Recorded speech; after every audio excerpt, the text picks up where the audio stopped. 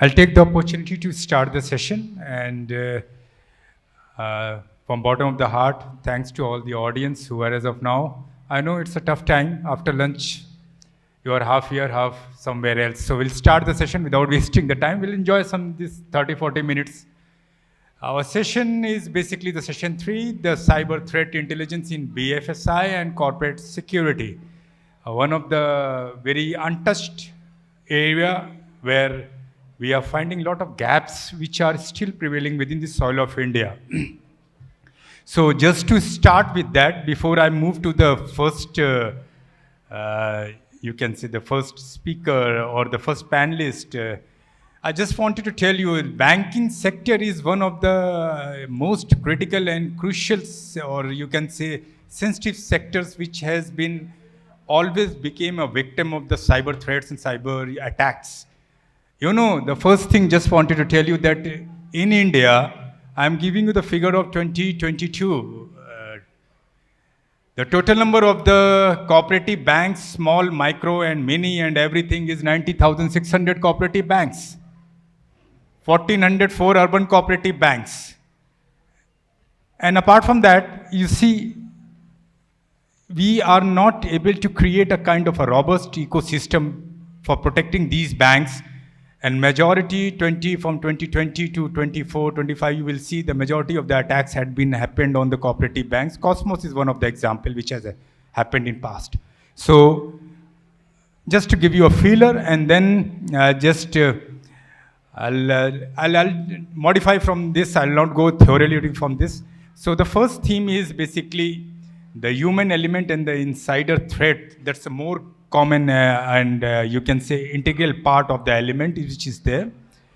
And I would like to invite Ajay Sharma ji to start and discuss something about the human risk factor and the opportunity to build a world-class cyber workforce. Yeah, good afternoon, friend.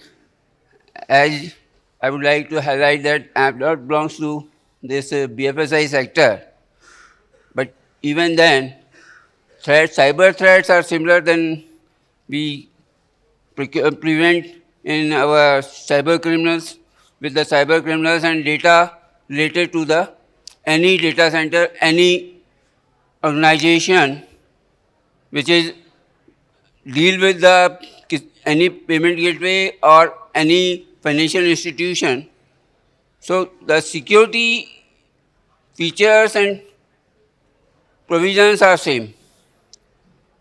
As far as we are talking about the insiders and the policies in this regard, always looking for the disciplined and ethical approaches which can be breached by the criminals.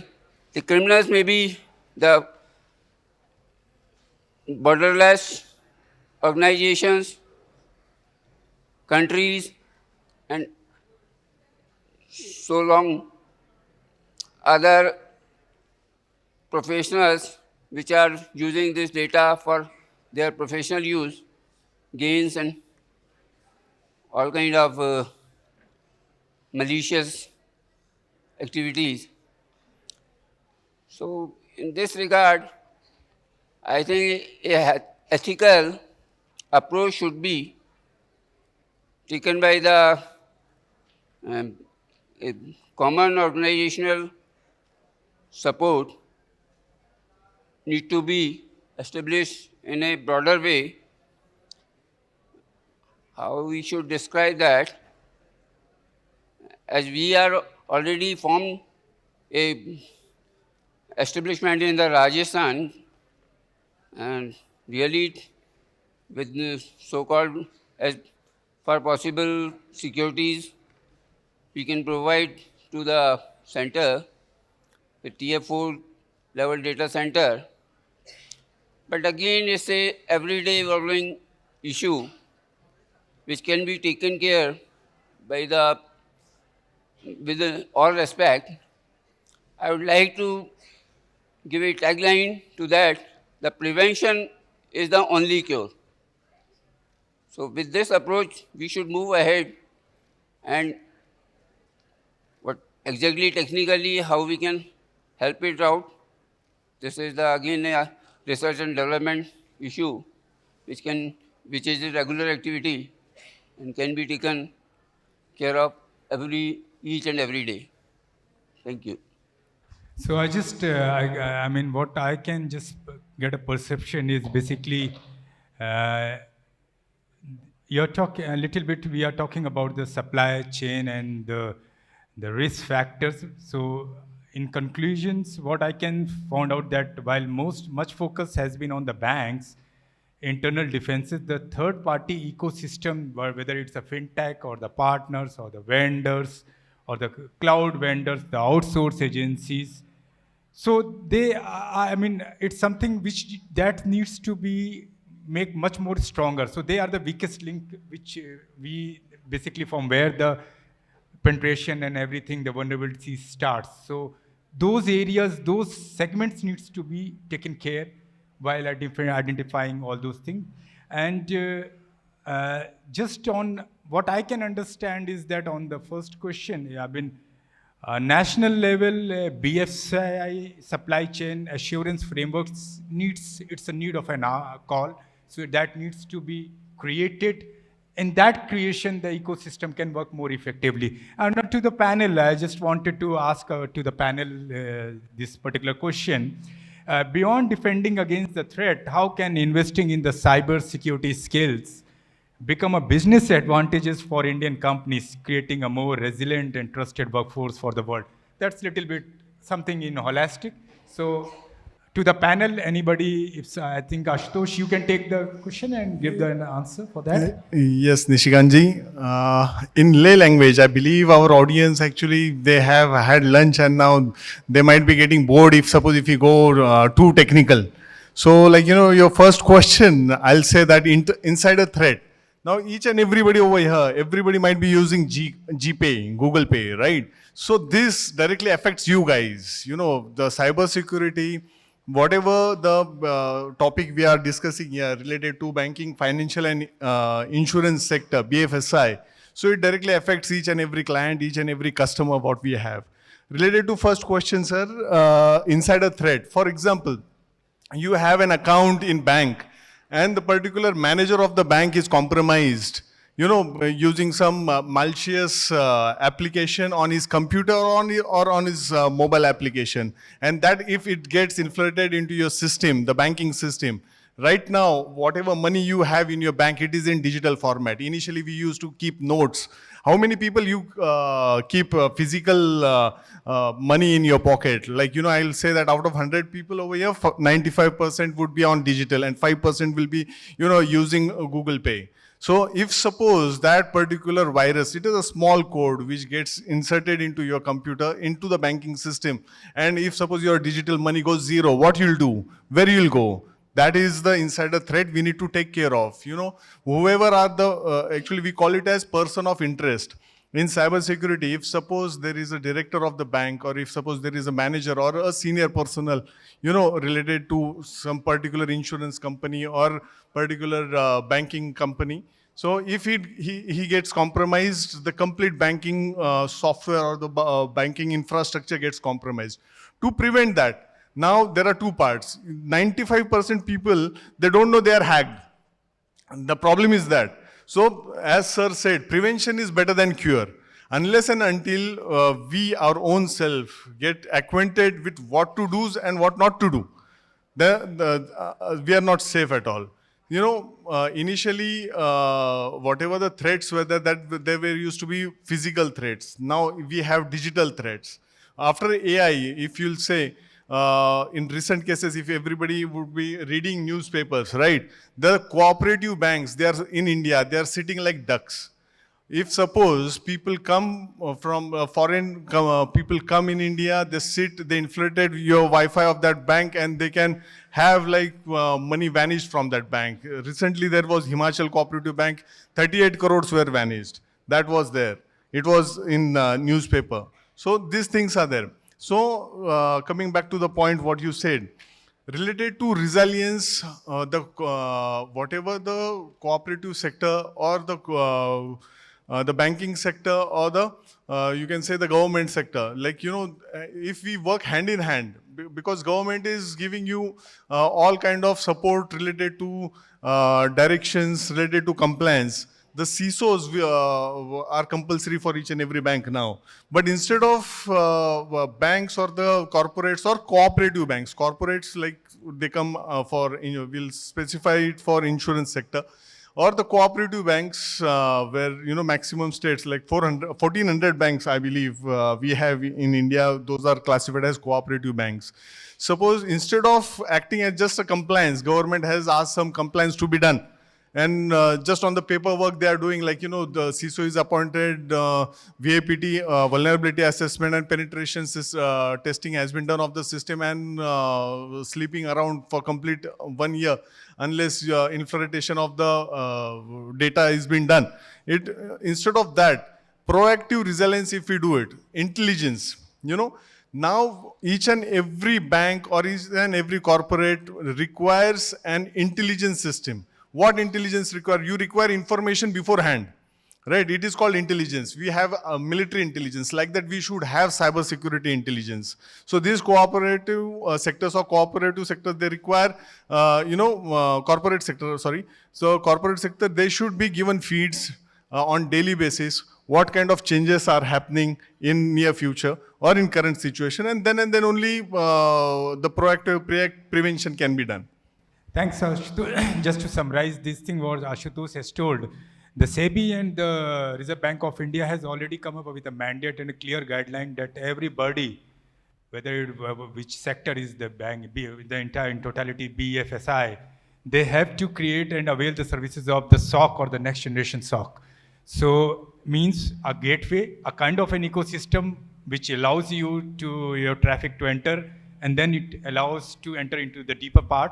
So the SOC services are mandated, and this is not a mandate which we should feel like that it's a government is imposing something. It's a big billion-dollar industry which is there. What he has told, that creating a SOC and then allowing and giving services to these small service providers like small cooperative banks and other things, and then they can pay us, and there's certainly the ecosystem will also become robust and the model will also get cultivated. So just because of the scarcity of the time, I'm rushing fast, Ashutosh. The question number 2, with the theme we are talking about, the technology arms race. My question is to the engineer Sridhar D. And the focus is assessing the technology battle and the opportunity for the sovereign innovation. So, to be more precise, I want to ask you, with the rise of AI-powered attacks in the concept of the secured parameters now completely obsolete, and what should replace it? So that's a question which we need some awareness, some kind of insight from you or something like that. Thank you, sir, for the question. Most of you must have seen the movie Predator. There are many versions of that. You might have seen that there is an alien who comes from outer space, and then humans are trying to fight that. So the only way to defeat that is you have to make one of the alien your partner, so that you'll have a even match. So I feel whatever the technology that is creating the problem will also help you in finding the solution. If we are talking about AI malware, AI generated malware, the solution will also be with AI. That is, you have to build a defense technology with AI, but you have to augment that with human intelligence, so that AI is a ethical AI and not a rogue AI or used by some malicious actor. Coming to the perimeter part, earlier, long back, some 25-30 years back, the perimeter was your data center. And then it shrank to, then we divided the data center to 2 or 3 parts. One we were calling as DMZ, the demilitarized zone, where we are keeping all the applications and servers which are exposed to external network, external world. And the things which we want to secure and don't want them to be exposed, we were putting in the secure zone. And later that 2 zones became multiple zones, and we had created a concept called as multi-zoning, where each zone will host the applications or servers, and there'll be a set of rules managing that zone. And now that has shrunk further. Now we are calling it as zero trust. That means the perimeter has come at the application level. That means you have a boundary across each application, and every transaction is being checked for its validity, and every authentic, only the authentic transactions are allowed. So I think that has come to a micro level. The way in the earlier session in quantum computing, now we have drilled down to the point of atom. We are talking about the states of atom. In that way, now we are talking about the states of transaction or an application itself. So I think maybe that is. So that's a beautiful explanation which Sridhar has given. And in fact, I just wanted to give a short example. I'm not talking about any political things, but the Israelis who used the Gospel and Lavender, the 2 software which was used for their drone services. So that concept was known as drone in box. The bird will open the box, fly, engage, scrutinize, attack, come back and sleep. So that's the beauty of the thing which we are talking about. The Predator which we are talking about, in 2005, Delta Force was created by the US Army, and that was a kind of robotics army which was deployed when they were doing invasion in Iraq. So things are going, and hopefully the things. My other question with Sridhar, I think you will be in a better position. In fact, it's open to the panel also. Instead of just buying international tool, because you are associated with one of the government PSU also. So instead of just buying international tool, what is the opportunity for the Indian startups and R&D labs to build the next generation of made in India cybersecurity solutions? I mean, as of me, I am very vocal about in my all the forums and floors, I always talked about that we have to reduce our last mile dependency on the foreign soils. We should stop a relationship of buyer and seller. That's the 2 things we always talk and we always try to escalate. Now, since you are in that particular gambit and you are working in that environment, I would request you to throw some light to the audience. Thank you, sir, for the question. I am working in CDOT, which you might be knowing, it's the R&D arm of DOT. And now, looking at the present international situation and the situation within India, I feel there is a big growth for CDOT and of course CDAC also. We have overlapping working areas.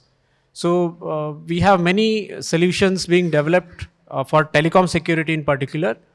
But then coming to the question what sir has asked, he is right. We need not buy the expensive solutions from outside. First reason is for being completely independent. Second is it's not so complex to make a solution or product once you get your basics right. After all, what gets hacked? It's the operating system or an application. And who has built those? We have built, right? So we know the pros and cons of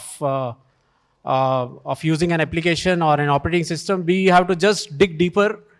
That's where the skill part comes. I see a big gap in skill in the public sector part. I have been working since 2002 with various organizations. One was TCIL, the second is CDOT. Briefly, I had worked with the private sector also.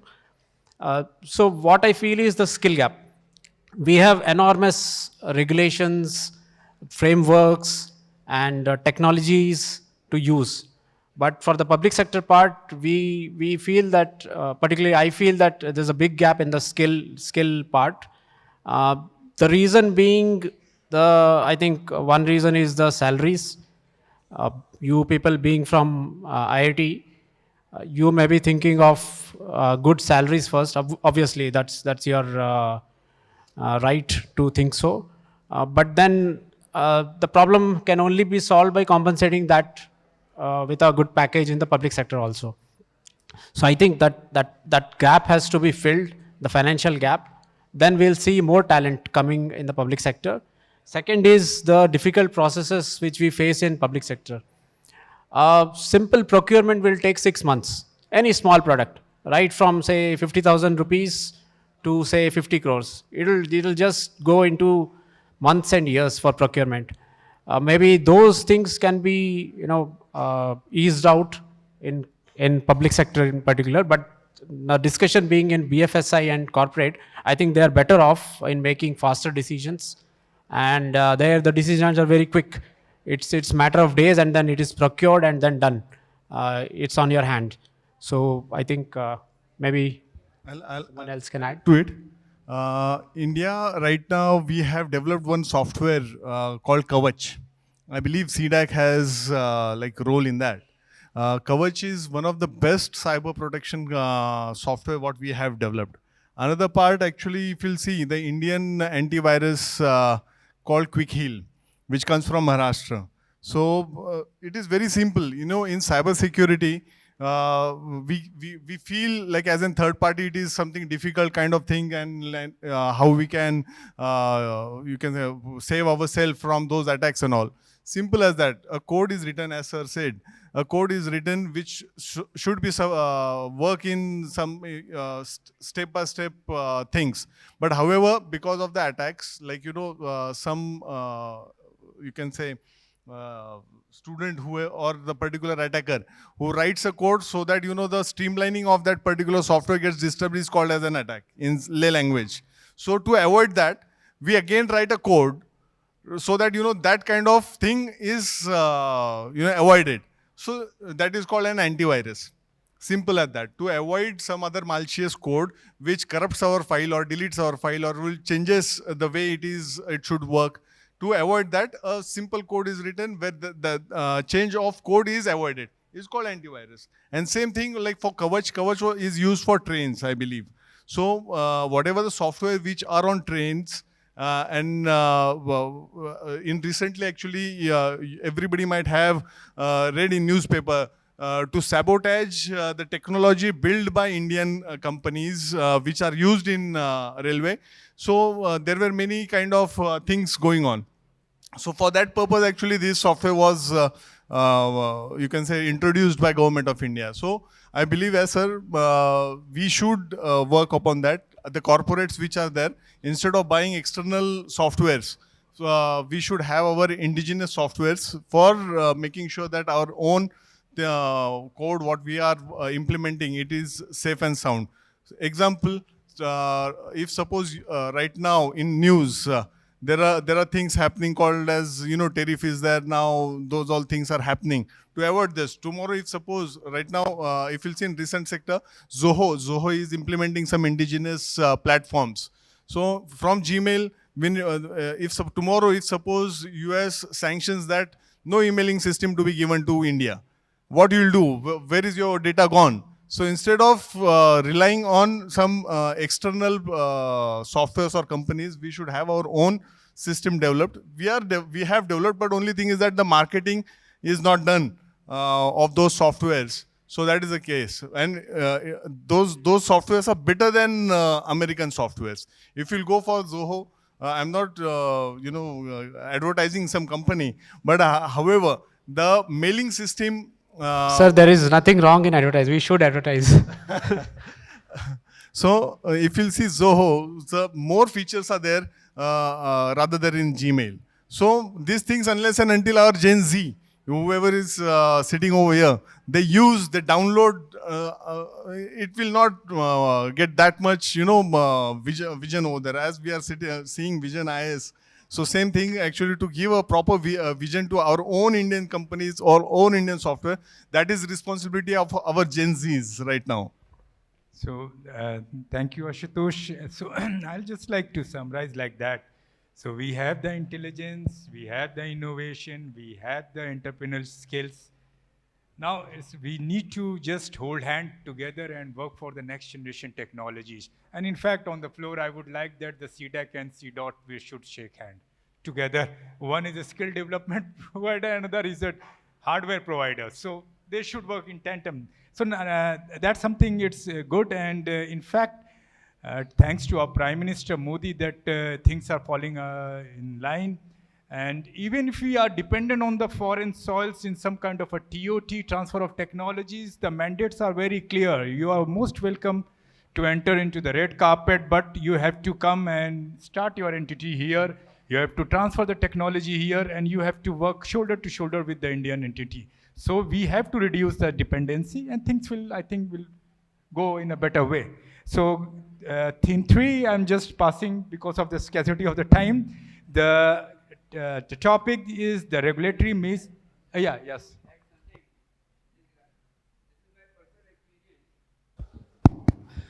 While I was creating labs for our law enforcement agencies with the help of NASCOM and other foreign agencies, I found that and minutely observed that the solution we procured from the Israeli companies and other available sources, nothing helped us. So again, I would like to request that this Swaraj model, digital Swaraj model should be followed and take it seriously with the development, all the way the creation of infrastructure for cyber security, detection and investigation too. That's true, sir. And in fact, things are moving, and there is a lot of thrust for the indigenization and Make in India and Atmanirbhar, which is going on. So things should move. And in fact, for the defense, I can tell you that we are very, you can say, 360-degree alert. And we are doing the audit of the entire software, hardware, everything. Means no more mercy on anybody. So things are going. So next question, I'll just ask for the theme is the regulatory maze in the BFSI and the governance. So my question goes to Shantanu Chaubey ji. And I mean, just wanted to focus something about analyzing the data laws, not just as a burden, but as a competitive advantage. So Chaubey ji, just wanted to understand from you, and the audience also want to understand, how can India Digital Personal Data Protection Act be leveraged not just as a compliance task, but as an opportunity to market India as a globally trusted and secure destination for business? Thank you very much. Can you hear me at the last mile? Can you hear me? Yeah. Can you also understand? You have to leave your phone for just some time, brothers. Yeah, just leave for 5 minutes. Because I think a voice is coming here. The question what is asked to me, and it's very important question, the legal framework available in India for you. I think I can just a word. So the legal framework available for you, everything is available. Legal framework was not available in India. IT Act 2000 came when the e-governance was starting. There was no cyber threat because very less people know how to manipulate the data. Now in 2025, the data is important. All gentlemen and ladies sitting here have got data, and they are willingly sharing data to all the platforms, whether it is X, Facebook, WhatsApp, whatever you call it. You are freely giving the data. So what protection you are having for your data as well as your digital financial thing? What Sab told me that what is the protection? See, cyber security is a two-way game. Legal framework bring trust in the government. So government has created legal framework. But following the framework, basically using it for your benefit, it's your work. So when I talk about cyber security, their legal framework, data privacy, Digital Data Privacy Act has come. Rules are just supposed to come anytime now. This is October, anytime it will come. So everyone, like we understand what is the IPC this and BNS this. Now same thing we have to understand. I think there should be a separate session for DPDP, how it is beneficial, how we can use it. IT Act 2000 came and new act is coming because we cannot implement it in such a way that the offender get the punishment. So, cybersecurity is your part. I will again say that it is a two-way. Joint and several responsibility is there. When you talk about your digital payments you do through, like you say, Google Pay or anything, you have to understand what you are sharing, how you are sharing, and why you are sharing. If you ask these 3 or 4 questions to yourself, I am sure the act which provides lots of penalty, Ajay, fraudulent, the data owner, government owns the data. Like I was CISO and we used to own the data of Delhi government. Same way, your data is shared at many platforms. They are responsible. They are responsible for protecting your data, as you are responsible for sharing your data.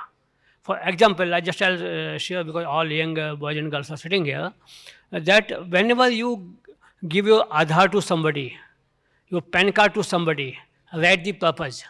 Why you are giving your Aadhaar card? Don't give blindly photocopy and give to somebody. There should be a purpose.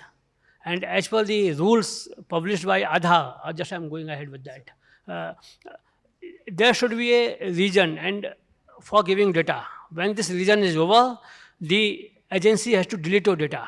They cannot keep your data for endless things. आपने दिया data transport को अपना driving licence बनवाने के लिए, and वो data use हो रहा है कहीं और. You talk to banks. Now I'm coming to banks.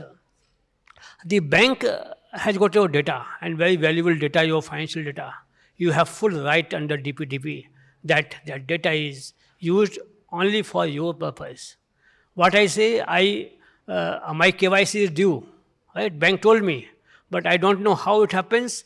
Every world knows that my KYC is due, and I got 10 phone calls every day, sir.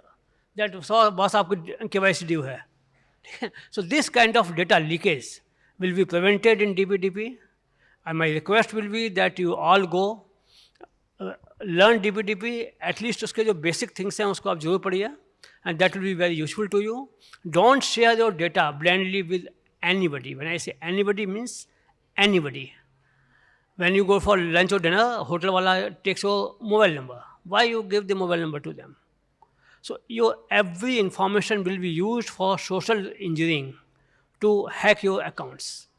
आप अपना date of birth, अपना mobile number, अपना account number, your passwords, please don't share with anybody for any reasons. This is all about DPDP. You have to follow the DPDP, that's all. So my request will be again, go to Google, go to DPDP, read it, and you will get your rights. When you will get your rights, you will learn to protect your data. Only you can protect your data, nobody else can. Thank you, sir. Thanks a lot, sir. And just so we can see that the crux of this discussion was that if we implement the Digital Personal Data Protection Act with precision and more meaningful purpose, India can emerge as a trusted global data protection destination.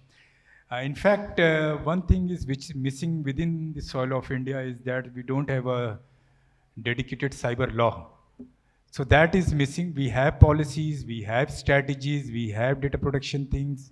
But in fact, what the first thing is that before starting or before creating any kind of ecosystem, we need to have a clear-cut SOP or a framework or set of rules and guidelines. Only then your hardware and other things will work. Otherwise, it's useless. Once I asked, just on a lighter shade, sir, when I was doing my postdoc, I asked my professor, sir, tell me something about AI. He said, what do you? I said, okay, cyber. I'm talking something about the Denmark in 2012. And he told, what do you want to understand for the cyber security? You are hacked.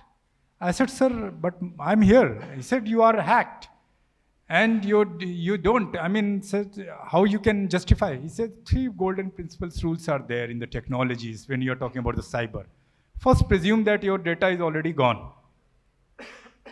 Second is that always the golden rule of the technology is that there is no defined technologies or solution for a specific problem statement in cyber domain. If somebody comes and tell, okay, buy this, and put it in your framework and you will be cyber secure, nobody can say. So till the time, I mean, he gave me a very beautiful explanation. He said, right technology for the right place at the right cost, at the right purpose, and that's the golden principle, he said. And that's it.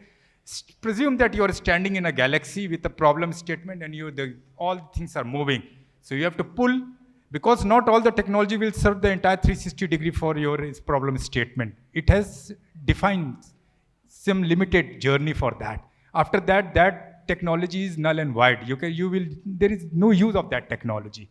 That's basically we are talking about the cyber resilience framework, AI and everything. You never know, like we created a SOC. So SOC is an amalgamation of many things. We need a secured communication, we need basically a threat hunting, we need a SIM, we need a lot of element in that, and then we create a SOC. So that's the bottleneck. I'm sorry, I'm stretching, sir. One question, sir, with the panel, and in fact, sir, with you also.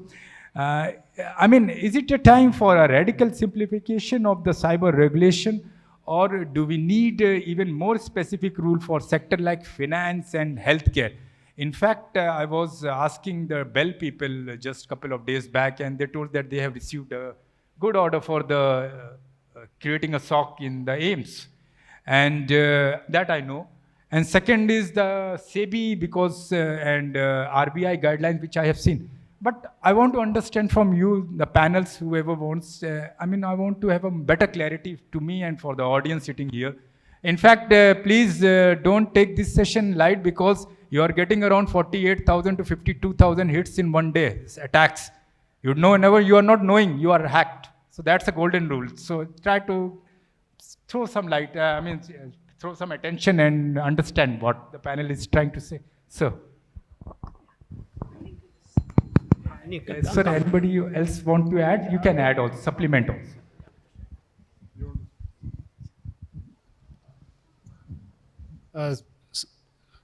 So before this question, I wanted to add to the previous notes which sir had spoken.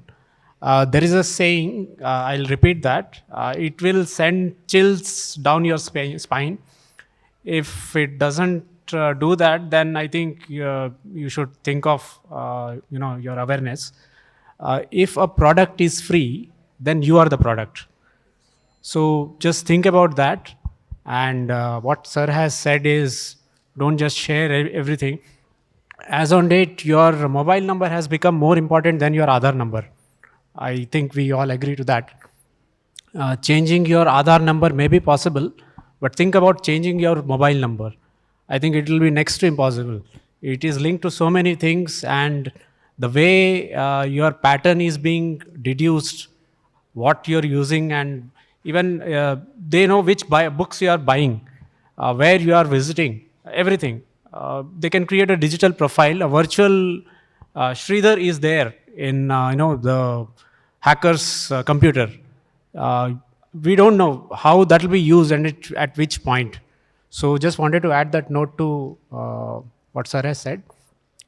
Coming to the BFSI this thing. So I think community can be created in India, where not a community cloud, which is compliant to this DPDP Act, and all the corporate and the small scale banks can be given opportunity to host their services there, because they are banking people. They are not so tech savvy and IT guys. So they would need help from the Indian government, or maybe if some corporate companies can also come forward who have big role to play in the CSR, like TCS and Infosys. We always believe that those companies have a social responsibility and they can come forward to build this. So that was my second point. So maybe you can continue. I think you are now the main lead speaker. So I'll add in small part in that. In DPDP Act, actually, in previous question, over there, actually, the corporates, they need to be, vigilant about that, where, they are taking data without consent. First thing, they should tell the user like for how many days they are going to store it, for what they are going to use it, and when they are going to, where they are going to store it, and when they are going to delete it. Okay, so that is the basic rule for DPDP Act. Now, as Nishikant sir asked, like, do we require more proactive things in current scenario? For banking sectors, there are frameworks given by RBI, by SEBI, and by IRIDA, I believe. But those, whatever the frameworks are there, those are outdated frameworks as per whatever things actually we go through it. There is one central emergency response team called as CERT, which monitors all the cyber threats for India. Now, if suppose new virus comes in, or new malware comes in, the details and whatever the skeleton of that malware is there, that is published on their website. The thing is that in India, or the corporates and the banking sectors, they are very powerful. And whatever the government they do ask to do them, so they, as in compliance, they do it. They don't take it seriously. For example, a bank, a cooperative bank with 1,000 crore fixed deposits. Suppose a framework is there that for your 45 branches, there should be a CISO, there should be SOC. SOC is what? Security Operations Center, where the complete network which comes in and out, whatever the computers, whatever the mobile networks, actually it gets connected to your bank, and which goes out of the bank, whatever data, it is monitored through that particular software. Now, what they do is that due to the financial constraint, they have virtual CISO, they have virtual SOC. Instead of that, there should be compulsion given by RBI, and that should be monitored by RBI whether it is done or not. When these people come up, like, when there is some cyber threat or cyber attack on that particular bank, and then money vanishes, and then the report is given to CERT, and all the compliances and all the particular legalities comes in, then they wake up saying that, oh, we should have done that. But the loss has been done already. So in cyber security, what we say is that excuse me, in between over there. Hello? Is it done? Shall we proceed? So, in cyber security, if suppose data is there, मतलब कब तक, अगर suppose हम बात करेंगे चोरी का, चोरी कब तक, अगर चोर गया आपके घर में ताला खुलने के लिए जितना टाइम लगे, पुलिस आने तक आपका ताला अगर नहीं खुला, तो आप बच गए. So that is called in digital world the data's encryption and decryption part. Unless the time what is required to decrypt, okay, the particular whatever software you are implemented, if it finds out that particular code is there sitting inside your computer or inside your network, so before decrypting or before attacking, if that particular code finds out this is the particular code and it is to be deleted, or it is to be stopped, or it is to be neutralized, so that particular time frame is the main thing. So that DPDP Act, the framework given by RBI, the framework given by SEBI, should be made compulsory and should be active. Like, with the current technologies, if we say AI, there are AI bots as well. The AI bots, what they do is that in real time, they are changing the code to make sure the attack happens. So, whatever the framework what we are implementing, it is outdated. It is those frameworks where when AI was not there. So updated framework should be implemented by RBI and SEBI, I believe. जरा आपको थोड़ा सा डराते हैं. देखिए, आप जितने यहाँ मोबाइल लिए ना, ये all password are with the dark fiber. 90% people are sitting here, उनका लॉगिन पासवर्ड मान के चलिए कि डार्क फाइबर के पास है. What they are not having is your OTP. Right? So all acts, DPDP Act and all these regulations are good. But as you said, before police comes, you should be safe. Same thing, your OTP is just saving you. And there are 10 ways of getting OTP from you. Even without knowing, you will never know that OTP has gone. So be careful about your mobile. Don't share OTP with anybody. Then all acts will work. Thank you. Thank you, sir. So just in punchline, basically regulation should not be a barrier, it should be a competitiveness. So that's Now, Ashutosh, moving to you. So the theme is basically the collaborative ecosystem, and my question directly goes to you. From your BRICS perspective, which is the biggest barrier to the effective cross-border threat intelligence sharing? Is it a lack of trust, or it's a conflicting national law, or a lack of technology platforms? See, recently, I gave lecture in Russian parliament related to cybersecurity in AI world. So when we see related to these 10 countries, the language is the main barrier. So if you go to Russia, they have their own language, they code into their own language, they have their own ecosystem. If you go in China, they have their own ecosystem. We have English oriented, we are connected to West. So we have English oriented coding system, and we do that.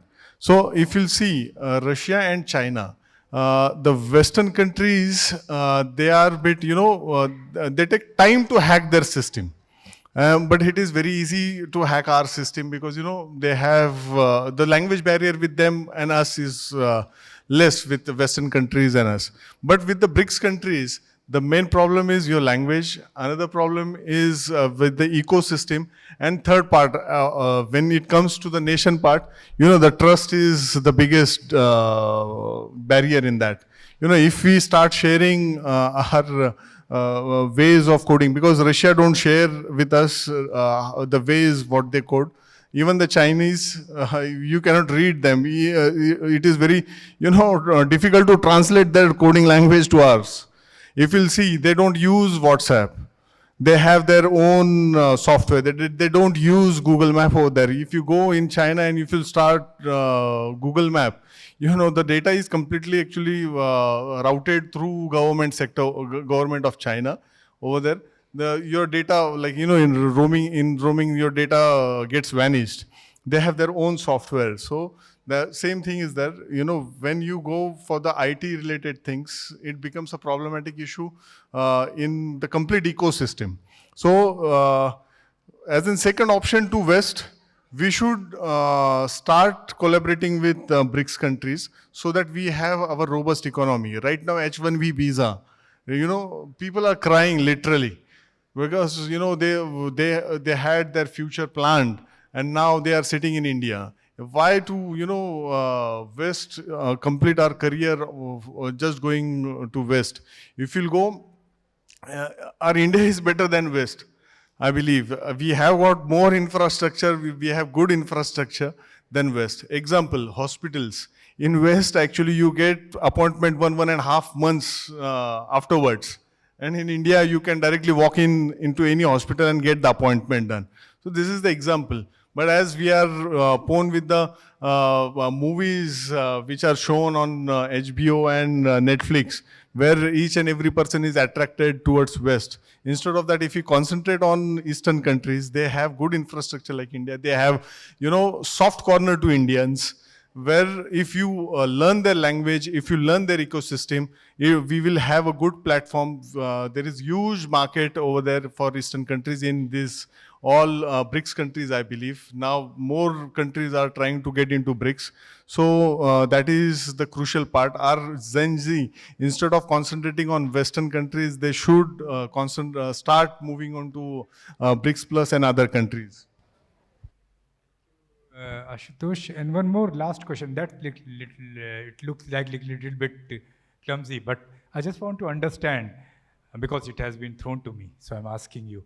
So what is the biggest business opportunity that could be unlocked if public-private partnership in cybersecurity were truly effective in India? And that's it's beyond my imagination also. I need to understand from you. I'll tell you that right now in India, the CISO requirement is minimum of 1 crore plus. The corporates in banking sectors, in insurance sectors, where SMEs are there. Each and every SMEs, they require CISO now. Right? Recently, actually, CERT has published directions for SMEs, where how to be a cyber resilient and what all things they need to do it. So this, right now, the cybersecurity is one of the niche and huge market for human resource and for the business, I believe, related to what kind of business we can do in cybersecurity in India and plus BRICS countries. One is human resource. We can supply human resource to these countries as well as in Indian market. Second thing is product development. If we see indigenous products comparative to West and Eastern countries, we have less indigenous products. It is very, and development is, we are developing Western softwares. Why not to develop our own softwares where is kept in India? That part is there. And third part is related to cybersecurity, cyber threat intelligence. In cybersecurity, cyber threat intelligence is what you monitor the internet. In internet, actually there are 4 parts. What internet we are looking is just 20%. Internet, your deep web, dark web, and marina web. These are all classifications of internet. When you go into this complete web part, to monitor what is going in dark web, to monitor what is going in marina web, and get the information, you need to mine the information and give it to your corporates where you are working. Whether, for example, a Facebook, right now, I'll not specify the particular name of that corporate. The chemical formulas were already leaked in dark web. Just imagine if suppose those chemical formulas, those are sold in dark web for some few dollars. And those are like, patented chemical formulas for making some medicine.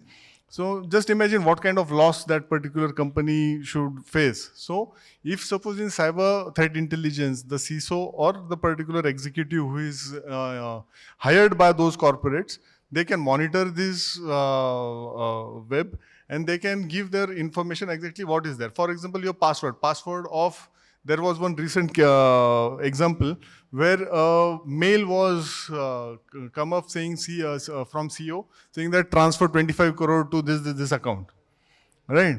So, and he transferred it. He thought like it was mail from CEO, all right? So these things are there. So the market is huge. If suppose whatever the IT companies which are working in cybersecurity, they concentrate on developing products plus supplying human resources. Right now, I was having some discussion related to in Japan.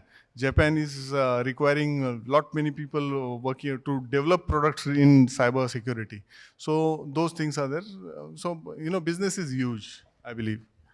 There is one Indian business, but anybody can do it. This is capacity building. Basically, spreading awareness about these cyber threats. At the down the line, I'm not saying people who are educated, right from your kamwala, drivers, they all are more vulnerable, and because you are also after that vulnerable.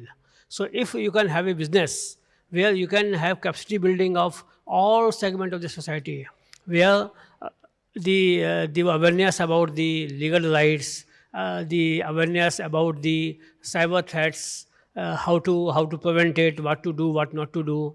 Then there is lots of business available. If any startup can come, they will do anything in that. Thank you. Totally agree with you, sir, that the potential lies in the capacity and the skill development and the service in the cyber also. We are not, hardware you can sell once, but if you are in the service, then you will have a lot of prospect for that. So what I just want to summarize this particular thing, and what I feel sir, is that. So just a moment, just wanted to add something. What sir has said about the packages. So recently, I think some 15 days back, SBI had floated some 10 positions. Center head, cybersecurity, the package is 1 crore. Okay. And there were, I think, 4 senior vice presidents. The packages were 80 lakhs. And then we had deputy vice presidents, they were 60 lakhs. In total, about 9 to 10 positions. I was also tempted to apply to them. But then I didn't have the banking experience, which was required in that. I'm basically from the telecom and this side, IT side. So that kind of money is there for the young people here, the graduates who are going to pass out from IIT Delhi. So just one last thing I wanted to add. what you see there is a blockchain, artificial intelligence, and the quantum computing. They are the technologies, and this is the objective.